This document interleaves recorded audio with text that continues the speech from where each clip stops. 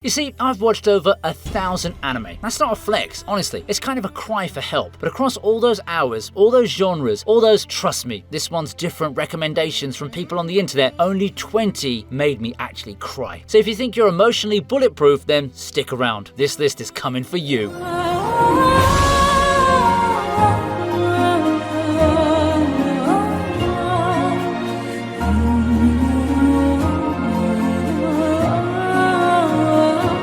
Yeah, we're starting here. And before you click away thinking, oh great, another Clannad video, then just hear me out, okay?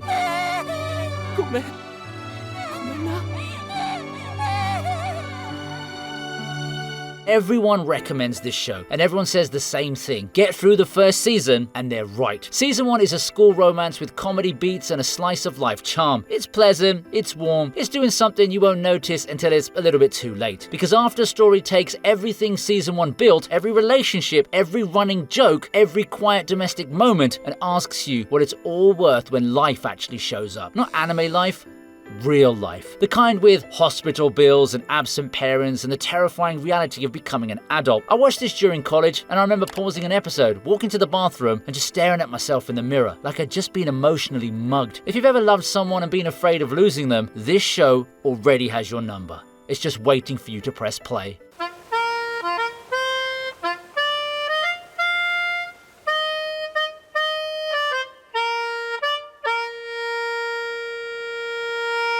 You know what the cruelest thing about Your Lie in April is? It tells you how it ends. From the very first episode, there are signs everywhere. The title itself is a hint if you think about it hard enough. And yet, when the ending arrives, you still cry anyway. You cry because you hoped you were wrong. It's a show about a piano prodigy who's lost the ability to hear his own music and a violinist who plays like she's trying to set the notes on fire. Their dynamic is funny, chaotic, and heartbreaking in ways that creep up on you gradually. The show doesn't ambush you with sadness, it just walks towards it, hand in hand, through some of the most gorgeous musical sequences in anime. If you play an instrument, then this one hits home. If you've ever loved something creative and been afraid of it at the same time, it hits even harder. Just go in knowing that this show earns its reputation, every second of it.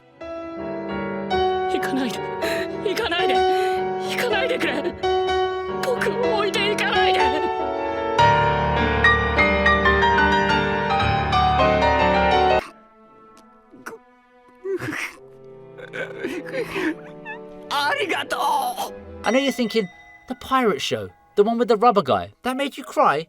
Look, multiple times. I'm not even embarrassed anymore about it, okay? One Piece has this incredible ability to spend dozens, sometimes hundreds of episodes building a character's dream, their history, their bond with the crew, and then put everything on the line in a single moment. The reason it works out is that Oda never rushes. He never takes shortcuts with the emotional payoff. By the time a big moment arrives, you've been living with these characters long enough that their pain is your pain. With Mary, with Ace, with so many of the characters, I've cried my eyes out, you know. And if you still don't believe me, I made an independent video on moments when One Piece anime broke us. Watch it after this one, okay?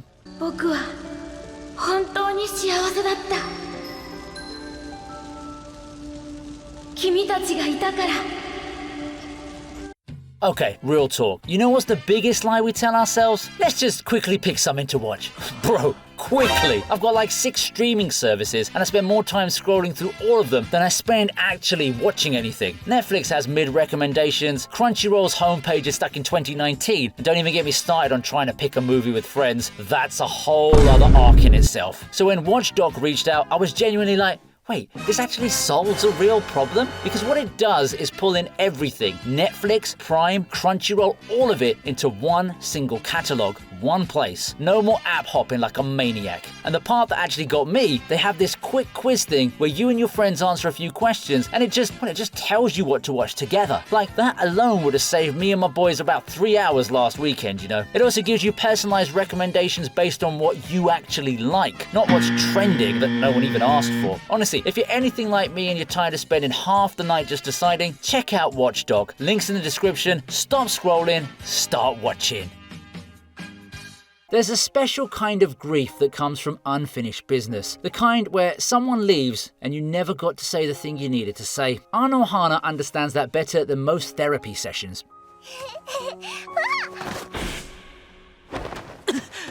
Jinta!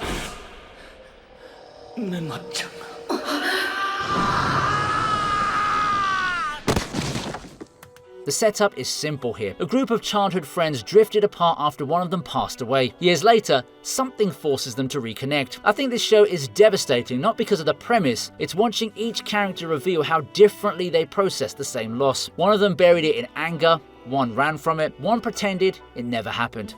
And the show slowly, carefully peels all of that back until there's nothing left but raw, honest grief. It's only 11 episodes, and by the finale, every single one of those characters will feel like someone you know. Anohana doesn't trick you into crying, it earns it by being painfully, uncomfortably real about how people deal with losing someone they love too young.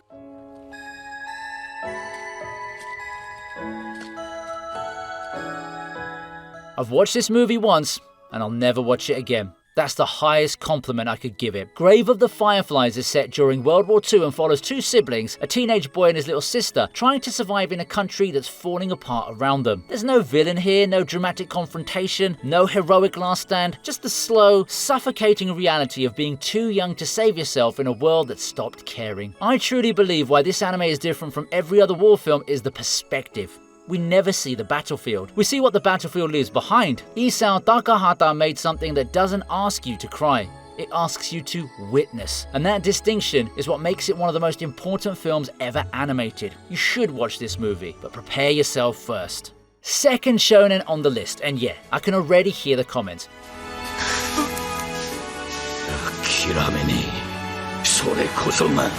Let's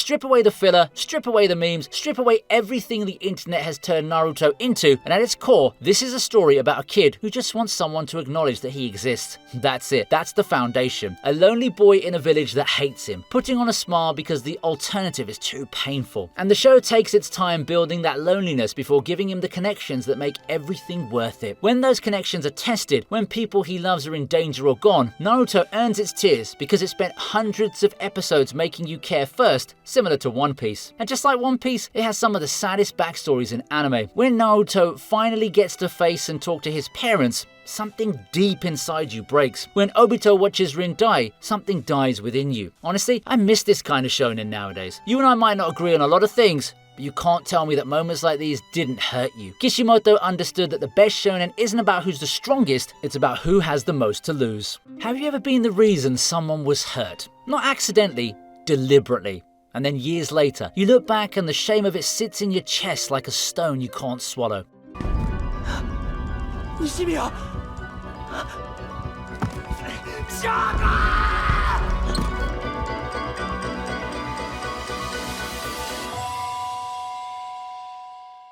That's what A Silent Voice is about. Not bullying, though bullying is how it starts. Not disability, though that's part of the story too. It's about guilt, the kind that rewires how you see yourself and every interaction you have after. The main character walks through life unable to look people in the eye, and the way the film visualizes his isolation is so painfully accurate it makes your chest tight. This is a movie about what happens after you've been terrible, and whether redemption is something you can earn or something you have to be given. I watched this at a time when I wasn't being particularly kind to myself actually, and it hit me in a way that I wasn't ready for. It's a film that forgives you before you figured out how to forgive yourself.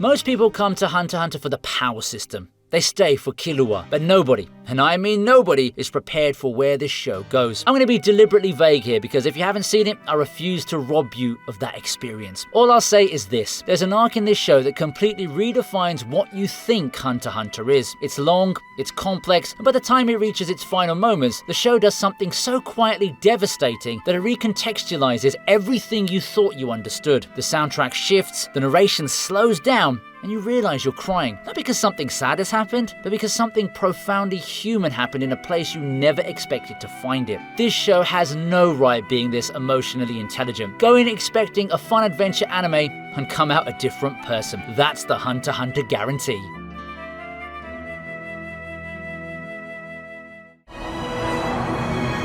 いいなあ。私もこの湖を渡ってみたい。いつかいつかきっと見せてあげるね。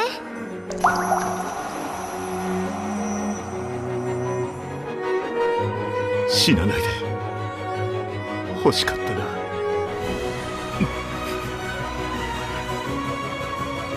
欲しかったな。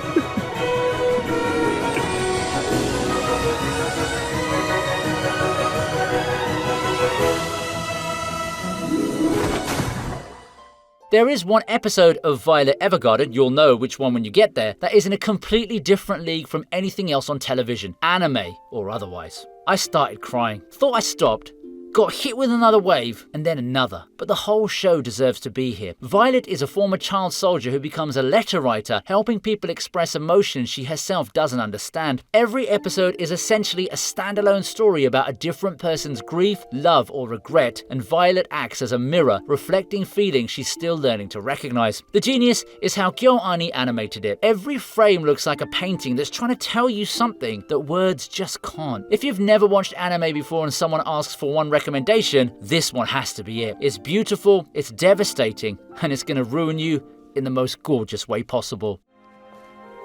ありがとう。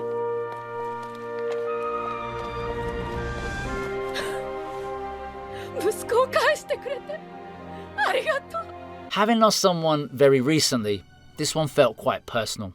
でも、あなたは15歳の子供はこんな醜悪な場にふさわしくはない。あなたはもっと美しいものを受けるに値する。たらい回しはなしだ。私の天涯孤独の運命を退けた。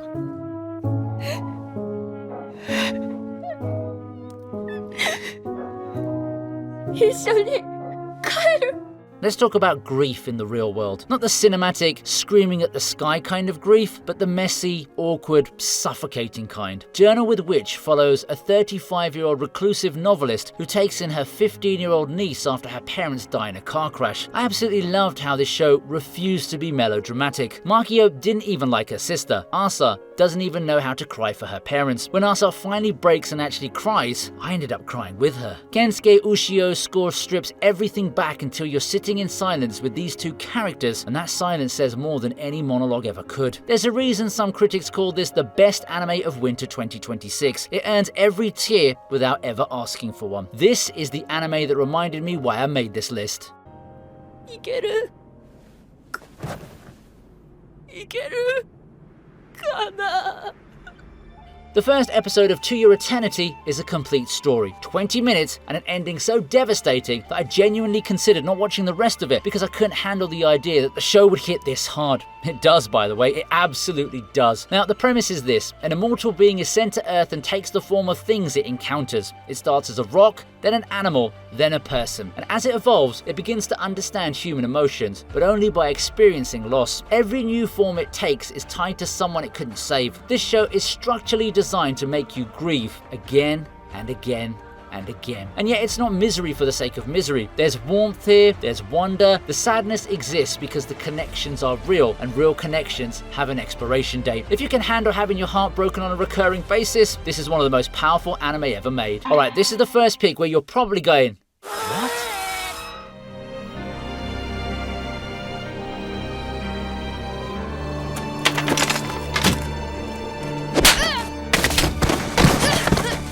親に刃物向けるとはどういう了見だ。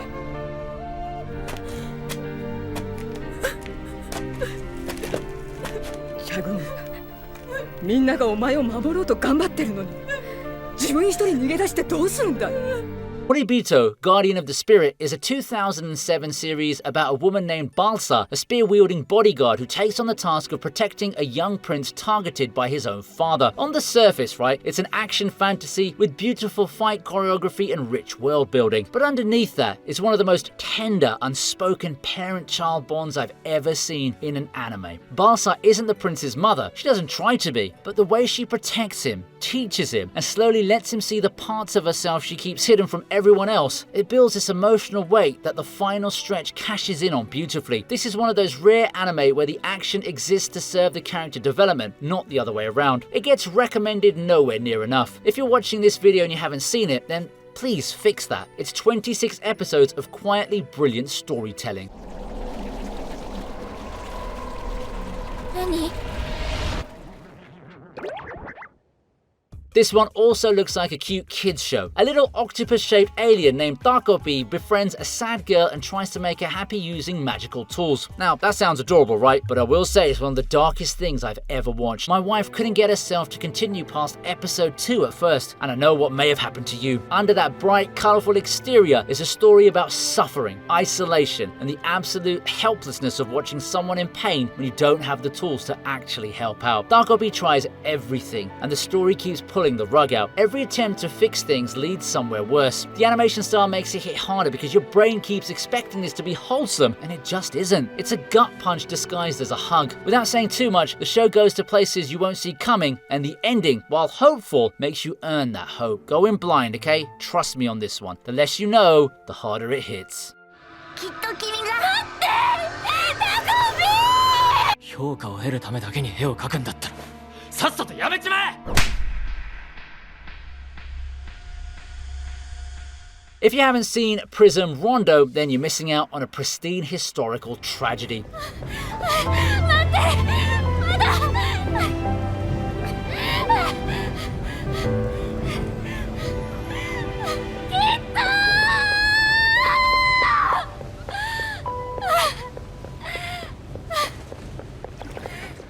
Set in a 1910s London Art Academy, this 2026 original initially feels like a light-hearted romance between a Japanese transfer student and an aristocratic British prodigy. The art is gorgeous, absolutely beautiful, the dresses are lavish, and the banter is sharp. But there is a persistent ticking clock hidden in the background that anyone with basic historical knowledge can hear. The year is 1914. When World War I finally breaks out, the tonal shift is devastating. Watching these brilliant, passionate kids have their futures violently ripped away by the trenches of Europe is heartbreaking. It's a masterpiece of historical inevitability. If you're looking for a romance that will genuinely move you, this is it.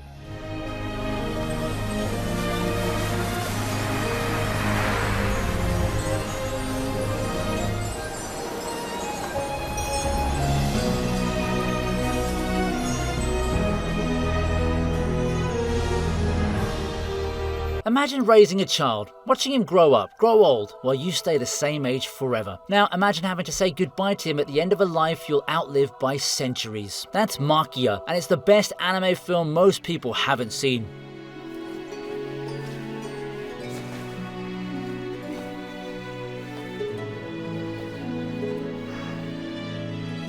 変な匂い。お日様の匂い。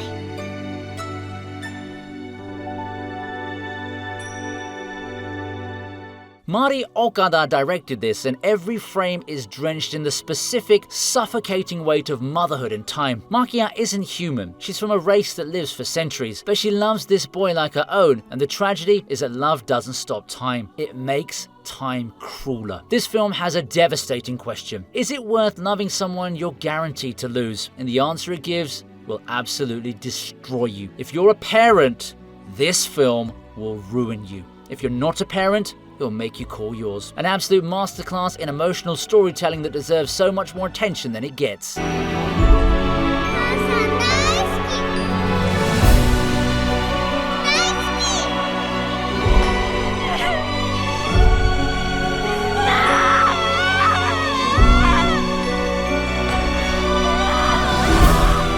母さん大好き。Hosoda doesn't get enough credit, you know. Everyone knows Miyazaki, everyone knows Shinkai, but Mamoru Hosoda made Wolf Children, and it is, in my opinion, the most honest film about parenthood that any medium has ever produced.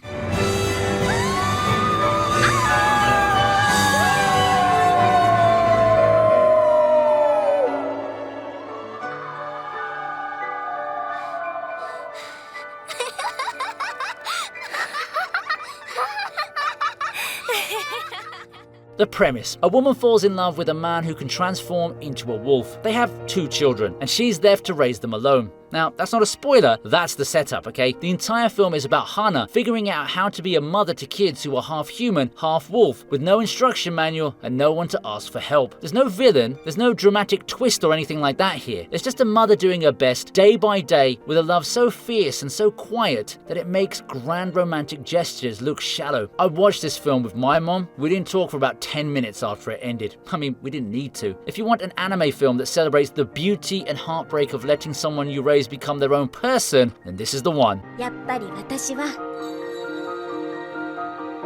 君の膵臓を食べたい。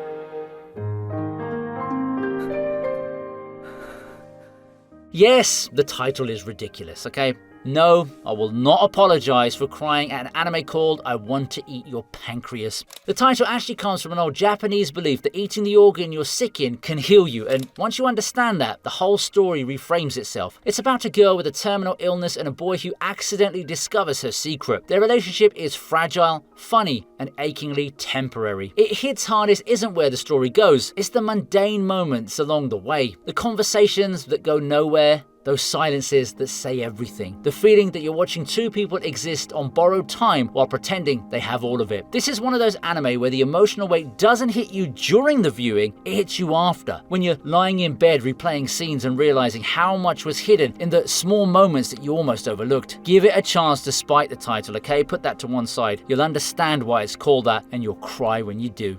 17年、私は君に必要とされるのを待っていたのかもしれない。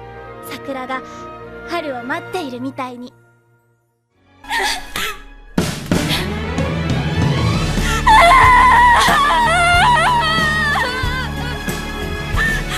の場所であなたに救われてたの。 I mean, it shouldn't work. It has no right being this emotionally devastating. But the rain, God, the rain. Every frame of the Garden of Words is painted with this wet, luminous beauty that makes Tokyo feel like a place that only exists between downpours. And the story underneath, about two lonely people finding temporary shelter in each other, is so delicate that breathing too hard might break it. Shinkai later made Your Name, which is bigger, louder, and more popular. But Garden of Words is the one that feels like it was made specifically for you on a rainy day when you needed someone to sit with. It's only 46 minutes, so you have the time. Watch it when it's raining outside, and you'll thank me. いつかもっと遠くまで歩けるようになったら会いに行こう。私、竹川蛍。あなたは？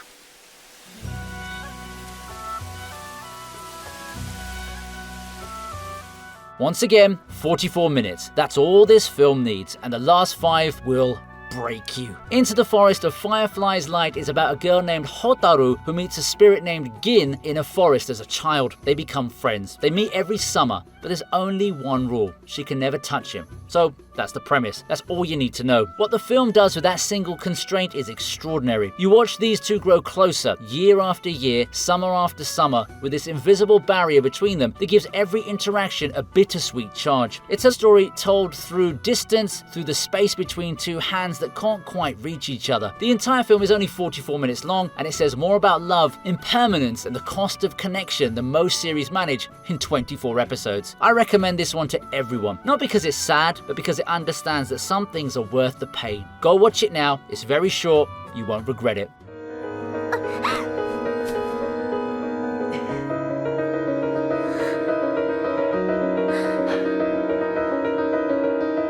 Anime taught me how to grieve for people I've never met. It taught me that sadness isn't something to run from. It's proof that you cared. And every anime on this list, in its own way, made me a little more human than I was before I pressed play. If even one title on this list is new to you, then just go and watch it. Don't read the synopsis, don't watch the trailer, just trust me and press play. Because the best stories aren't the ones that make you think, they're the ones that make you feel.